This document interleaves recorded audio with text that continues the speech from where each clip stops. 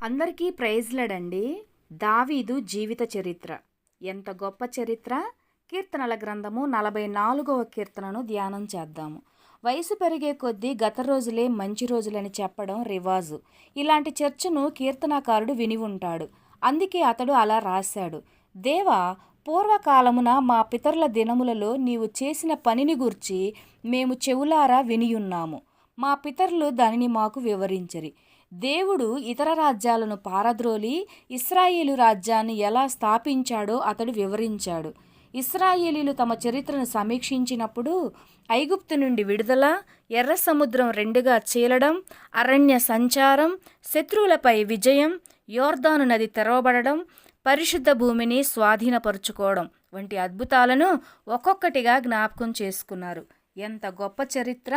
మంచి రోజులంటే పాతవే కాదు, మంచి కొత్త రోజులు కూడా ఉన్నాయి. నిజమే, దేవుడు ఇశ్రాయేలు మధ్య గొప్ప కార్యాలు చేశాడు. మనమెల్లప్పుడూ ఆయన గొప్ప కార్యాలను జ్ఞాపకం చేసుకోవాలి. అపోస్తుల గ్రంథంలో ఆయన తన సంఘం కొరకు చేసిన కార్యాలు కూడా అందులో ఇమిడి ఉన్నాయి. నేడు కూడా ఆయన తన ప్రజల కోసం గొప్ప కార్యాలు చేస్తున్నాడు. ఒకవేళ నీకెప్పుడైనా నిరాశ అనిపిస్తే, సమస్తము నీకు వ్యతిరేకంగా మారుతున్నట్లు అనిపిస్తే, ఒక చోట కూర్చొని గతంలో దేవుడు నీ పట్ల చేసిన కార్యాలను ధ్యానించు. అది నీ హృదయంలో స్తుతిని, ఆరాధనను పుట్టిస్తుంది. దేవా, నీవే నా రాజువు అని కీర్తనాకారుడు చెబుతున్నాడు.